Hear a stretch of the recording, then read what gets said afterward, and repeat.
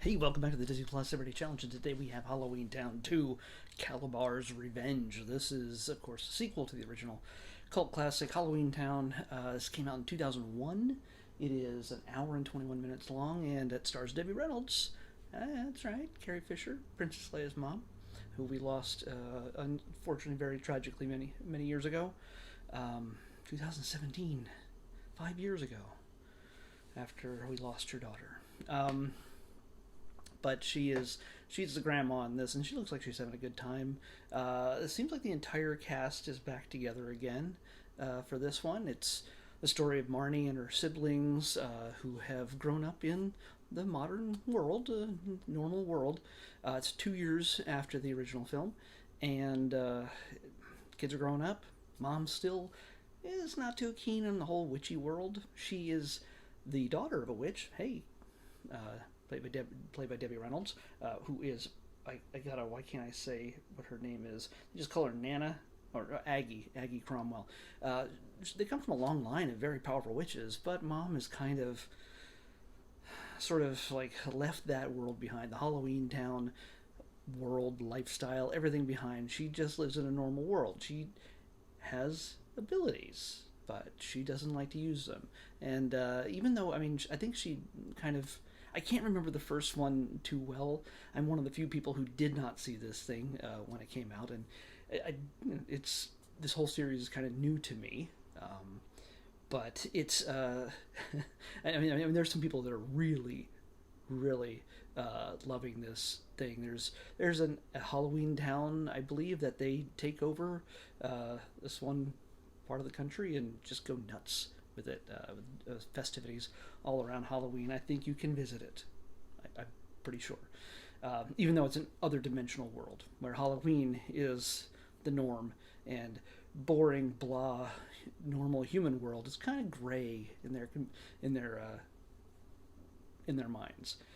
And in the same way that we see Halloween is about monsters and outlandish, ghoulish, weird creatures and everything else, the people of Halloweentown see us in the normal world as just bland, just kind of boring, and that kind of is reflected in this story because we get to visit a Halloween town that's been drained of its magic. It's been drained of everything that makes it special, and it kind of starts to reflect an exaggeration of what they believe our world is like in comparison to theirs.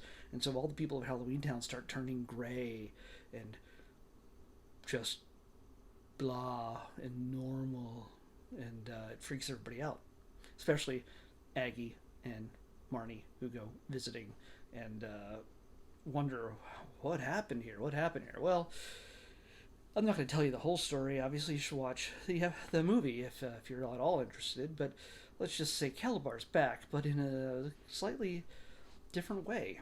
It's not really Calabar. It's the son of Calabar. So it's he finds his way to get a hold of Aggie's magic book, and well, things start going wacky from there. It's not exactly anything complicated or highbrow or just wacky. Well, there's plenty wacky, but it's good natured. It's fun. It's sweet.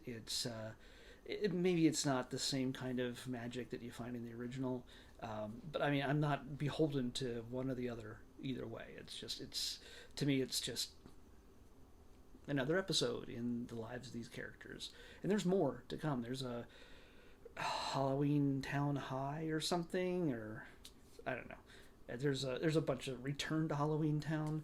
I don't know. There's a number of these, but yeah, it's meant to give a lesson that, treat people right, no matter where they're from, however different they are than you.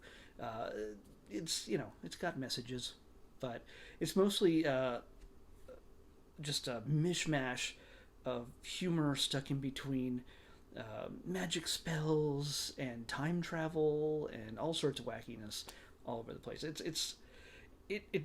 think it tries to a little too much in the hour and 20 minutes it's given. But yeah, if you like these characters, if you like the world has been born out of this, yeah, you know what? Yeah, give it a shot.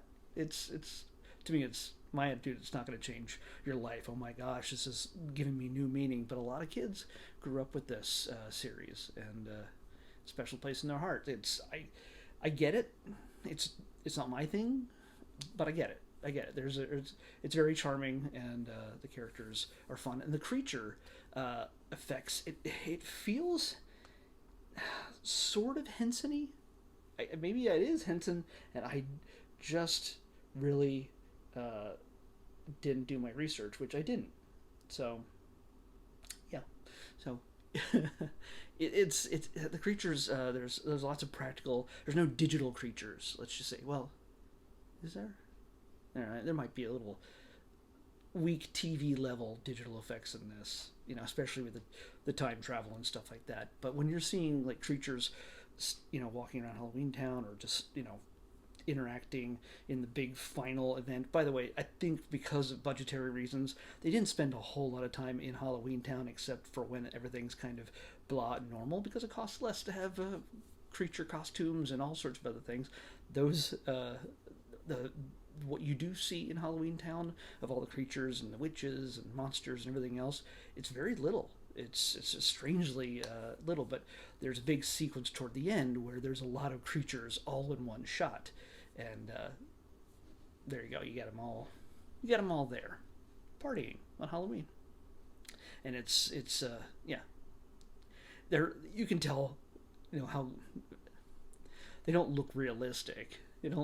Whatever realistic monsters might look like, but it's got the kind of monsters that if little kids would watch this, they wouldn't be scared of them. They wouldn't be freaked out by them, and that's okay. It's all right. This is not made for film-loving adults who are just connoisseurs of highbrow film. No, this is just a fun time. This is just a fun time with a Halloween theme. That's it. Enjoy it for what it is. All right. Let's not pretend it's something that it's not. Gosh, just can you imagine being that pretentious all the time? Yeah, and it's the thing. When I come and do these things, I don't come with the idea that I know everything about this, even if it's Star Wars or Marvel, and I know an awful lot about that. But yeah, I'm not here to blow your mind with my insight and wisdom. I'm just a guy talking about the thing he just saw, whatever that may be, including this thing, whatever it is. Let's check. 112. 112. All right. I don't have to scroll too far for that. Well, because I didn't the last quarter when I implemented this list, I'd done it over the holidays, and I didn't check this for duplicates, and this falls on a duplicate of a movie that is actually at 111. So we're going to be picking 111, even though 112 is marked as a duplicate. It's the same exact thing. You'll see what I'm talking about when I pull it up here. But yeah, we're going to be watching Diary of a Wimpy Kid. I was wondering when we were going to run into that. I did my best for this next quarter coming up at the end of the month, when we start in April, to have no duplicates and have it all. I made sure I could get as much accuracy as possible for the next quarter. So no dupes, no weird redundancies, unless they take away stuff in the middle of the quarter when I'm not expecting it. So there are things like that, which is just annoying, but they do it. So we're going to watch Diary of a Wimpy Kid. I don't know if that's the live action one or the animated one they made for Disney Plus. We'll see. But Diary of a Wimpy Kid on the Disney Plus Everyday Challenge. I'll see you back here tomorrow with that. Bye.